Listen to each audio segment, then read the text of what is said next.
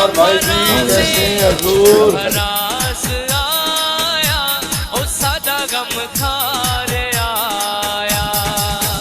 मैं हूँ मुसाफिर पाकिस्तानी मुख्तार अहमद भाई जी और इस वक्त मुल्तान के अजीम और कदीम शहर में मौजूद हूँ। और खुश नसीबी की बात यह है कि इस वक्त मैं मौजूद हूँ झोंक सराइकिस्तान, जहाँ फर्जंद सराइकिस्तान और सराइकिस्तान डेमोक्रेटिक पार्टी के सरबराह राना फराज नून साहब की रिहाइश गाह है और साथ में उसके उन्होंने झोंक सराइकिस्तान बना रखा है, जहाँ पूरा सराइकी कल्चर आपको नजर आता है। तो आज राना फराज नून साहब से गुफ्तगू करेंगे इलेक्शन के हवाले से। मुल्क में जो इलेक्शन होने जा रहे हैं ये होंगे या नहीं होंगे, उसके अलावा आइंदा इलेक्शन जो होने जा रहे हैं उसमें इनकी पार्टी की क्या हिकमत अमली होगी, क्या पाकिस्तान डेमोक्रेटिक पार्टी भी इलेक्शन में हिस्सा लेगी, इस सिलसिले में उनकी क्या तैयारियाँ, तमाम सवालात के जवाब पूछते हैं राना फराज नून साहब से।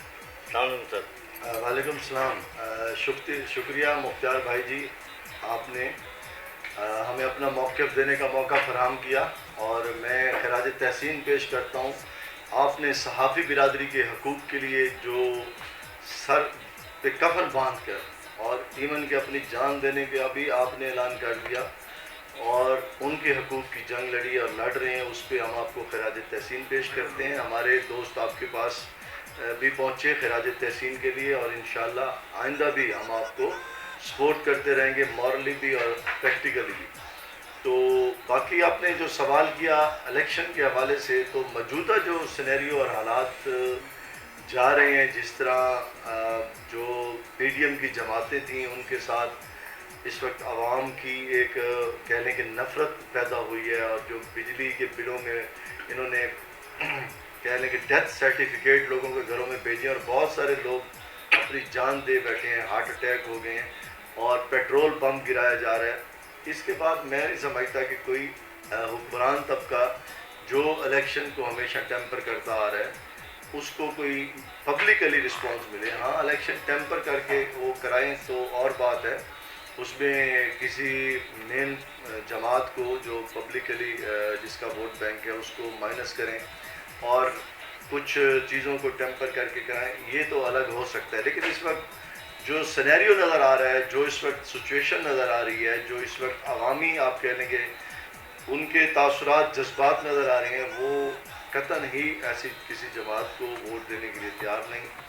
और जो उनके सर्वे आ रहे हैं मुख्तलिफ फाफन की तरफ से आया और मुख्तलिफ ऑर्गेनाइजेशन की तरफ से, तो वो मेरा ख्याल में उन हुक्मरान तबकात के लिए सेटिस्फेक्शनेबल नहीं है जो हमेशा से यहाँ पे अपनी जबर का निज़ाम मुसल्लत करते रहे और आदमी का खून निचोड़ के उसको आप कह लें कि महंगाई की चक्की में डाल के अपने मकासद हासिल करते रहे, अपने मराद में उन्होंने कभी कमी नहीं की। मैं समझता हूँ कि इलेक्शन जो ये डेट दी गई है फरवरी वाली, इस पे तो मुतवक्के नहीं है, लेकिन इलेक्शन होने तो ज़रूर हैं। वो इनको 2-4 माह 6 माह मज़ीद आगे कर सकते हैं, इससे ज़्यादा नहीं कर सकते।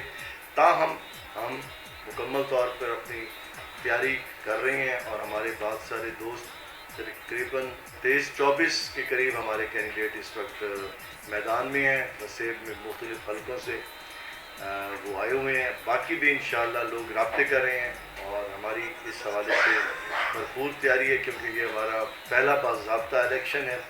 तो इंशाअल्लाह मुझे उम्मीद है कि जो मौजूदा हालात जा रहे हैं और लोगों को इन्होंने अज़ियत में डाला हुआ है हुक्मरानों ने, तो मुझे यकीन है कि लोग इस वक्त नए चेहरे, नई जमातों और अपने हुकूक की बात करने वाली हमारे जैसी तहरीकों तंजीमों पर यकीनन रिलाई करेंगे। मतलब ये फरमाइएगा कि सराइकिस्तान को हमेशा धोखे में रखा गया, कभी इमरान खान ने कहा 100 दिन में सूबा बना देंगे, तो आप क्या समझते हैं कि अब आप किसी से अलग करेंगे या आप लोग बिल्कुल अलग सराइकिस्तान की पार्टियां अलग इलेक्शन लड़कर अपना हक मनवाएंगी? जी, हमारा अपनी जंग खुद लड़ने का प्लान है। अगर हमारा अलाइंस हुआ तो कोई अपनी ही नज़रियाती किसी जमात से और ऐसी जमात से जिसने आम आदमी की बात की है, उस पर कोई करप्शन के इल्ज़ाम नहीं है, उस पर कोई करप्शन साबित नहीं है, किसी ऐसी जमात से जो आम आदमी की बात करती है اور اپنے ریجن کے حوالے سے اس کا پروفائل ہے، تو ایسی جماعتوں سے تو الحاق ہو سکتا ہے، یا قوم پرست جماعتوں سے الحاق ہو سکتا ہے، لیکن ہمارا کسی وفاقی جماعت سے، اقتدار پرست جماعت سے اس وقت تک جو صورتحال ہے اتحاد متوقع نہیں ہے۔ مطلب ایک چیز اور دیکھنے میں آ رہی کہ اس وقت جو ہے تخت لاہور قابض ہے برطرف سرائیکستان پہ یا جنوبی پنجاب پہ، تو یہ تخت لاہور کی جو بدماشی کہیں یا جو ظلم کہیں وہ کب ختم ہوگا؟ اس حوالے سے کوئی آپ لوگوں نے کوئی حکمت عملی تیار کی جدوجہد؟ جی یہ ہمارا مستقل جو ہمارے مصیبتوں دردوں کا مداوع ہے وہ تو صوبہ کے قیام سے ہی ہوگا۔ جب سرائیکی صوبے کا قیام عمل میں آئے گا تب ہی ڈی سینٹرلائزیشن آف پاور ہوگی، وسائل کی منصفانہ تقسیم کا نظام قائم ہوگا اور اس وقت ہمارے دردوں کا مداوع ہوگا۔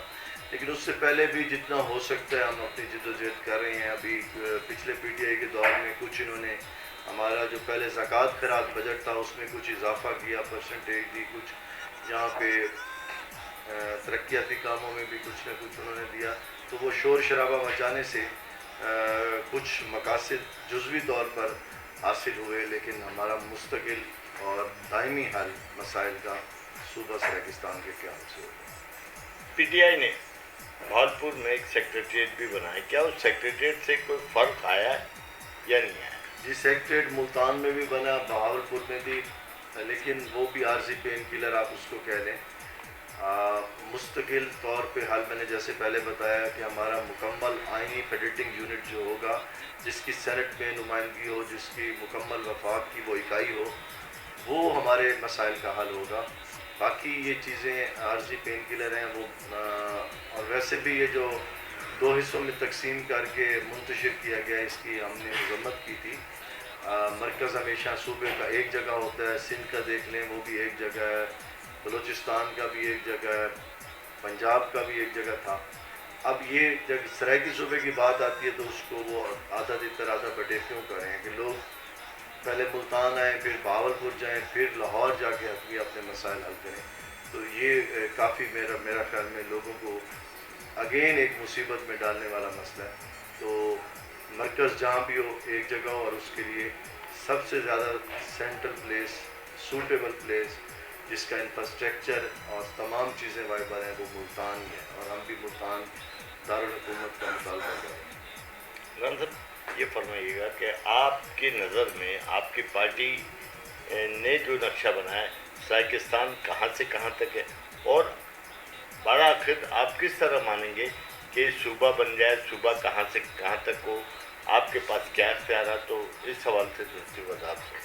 جی ہمارا یہ جو سامنے نقشہ نظر آ رہا ہے 23 اضلاع پر مشتمل ہے، جس میں کام ڈیرہ اسماعیل خان بھی شامل کیا ہے، کیونکہ وہاں کے لوگ ولنگ ہیں، اور اس کو کاٹا گیا تھا 1902 میں لارڈ کرزن نے اس کو کہا کہ کے پی کے ساتھ ملایا تھا جو اس وقت سرحد تھا، تو وہ بہت شدت سے ولنگ ہیں، اس وقت سے احتجاج بھی کر رہے ہیں کہ ہمیں اپنے سرائیکستان کے ساتھ، سرائیکی صوبے کے ساتھ ملایا جائے۔ تو یہ 23 اضلاع ہم ڈیمانڈ کر رہے ہیں۔ یہ ریاست ملتان تھی، 1818 تک یہ ریاست ملتان تھی، جب مظفر خان صدرزئی شہید رنجیت سنگھ کے ساتھ لڑتے ہوئے 7ویں اس کے رنجیت سنگھ کے 7 حملے ناکام بنانے کے بعد 8ویں حملے میں شہید ہوئے، اپنے خاندان کو شہید کیا، تب جا کے رنجیت سنگھ کیونکہ لاہور سے آیا تھا تو وہ تمام اسباب اور یہاں کی مرکزیت کو ختم کر کے لاہور لے گیا۔ تو اس سے پہلے ہمارا یہ خطہ ایک مکمل ریاست کے طور پہ موجود تھا، ریاست ملتان کے نام سے۔ تو ہم اب ریاست تو کیونکہ ضم ہو چکی ہیں پاکستان کی فیڈریشن میں، اور 12 اور ریاستیں بھی ضم ہوئیں، تو ریاست کی تو بحالی ناممکن ہے، لہٰذا ہم صوبائی خود مختاری کے طور پہ اس کی الگ ایک شناخت اور حقوق ہیں۔ سر اس وقت سرائیکستان کی ٹوٹل کتنی سیٹیں قومی اسمبلی میں، سینٹ میں؟ سرائیکی صوبے کی کم و بیش 100 سے زیادہ ایم پی اے کی سیٹیں ہیں، اور کوئی 60-70 کے قریب ایم ایل اے کی سیٹیں ہیں۔ تو یہ ماشاءاللہ ابھی جو 2 اضلاع کا ہمارا اضافہ ہوا ہے اس سے بھی کچھ سیٹیں اضافہ ہوئی ہیں۔ اس کو تحصیل توسا کو بھی ڈسٹرکٹ کا درجہ دیا گیا، کوٹ ادو جو مظفر گڑھ کی تحصیل تھی اس کو بھی ڈسٹرکٹ کا درجہ دیا گیا، تو اس سے بھی ظاہر ہے اب ہماری 4-5-6 سیٹیں اضافہ ہوئی۔ राजो इस वक्त ये है कि मुल्क भर में मरदम शुमारी हुई। मरदम शुमारी पे सिंध में पंजाब के कुछ इलाकों में खैबर हर जगह तहफ़्फ़ुज़ात पाए जाते हैं। तो इस हवाले से क्या सराकिस्तान में भी ऐसे कोई तहफ़्फ़ुज़ात हैं तो बताइए। जी बिल्कुल, हमारे भी बहुत सारे तहफ़्फ़ुज़ात हैं मरदम शुमारी के हवाले से, क्योंकि इसमें ज़ाहिर है कि 10 सालों में आबादी बहुत ज़्यादा बढ़ी है, इजाफ़ा हुआ है। उस इजाफे के बावजूद मुल्तान से हमारी एक MP की सीट कम कर दी गई है, जबकि यहाँ बहुत सारा मैं समझता हूँ कि आबादी बढ़ने की वजह से 1-2 सीटों का इजाफा होना चाहिए। इसी तरह दीगर भी कुछ अजला में हमारी सीटें काटी गई हैं और अपर पंजाब में बढ़ाई गई। तो ये तहफ़्फ़ुज़ात भी हैं। उसके नताइज में भी जो उसके अगर 32 सवाल थे तो उसमें से चंद सवाल करके लोगों को, बहुत सारे हमारी सराइकी वसूल के लोगों को वो जो सराइकी लिखवाना चाहते थे पंजाबी लिखा गया। तो वो हमारे मामलात भी चल रहे हैं, उस पर भी हमने अपनी प्रेस कॉन्फ्रेंस की और तहफ़्फ़ुज़ात शेयर किए। तो बाकी हमारा ये मुतालबा है आपके इस मीडिया प्लेटफॉर्म के तवस्सुत से कि हमारी सीटें जो कम की गई हैं उनको फ़ौरन बहाल किया जाए, और बाकी जहाँ आबादी के तनासुब से सीटें बढ़ती हैं वहाँ उनको बढ़ाया जाए। ये थे मोहतरम जनाब राना फराज़नून साहब।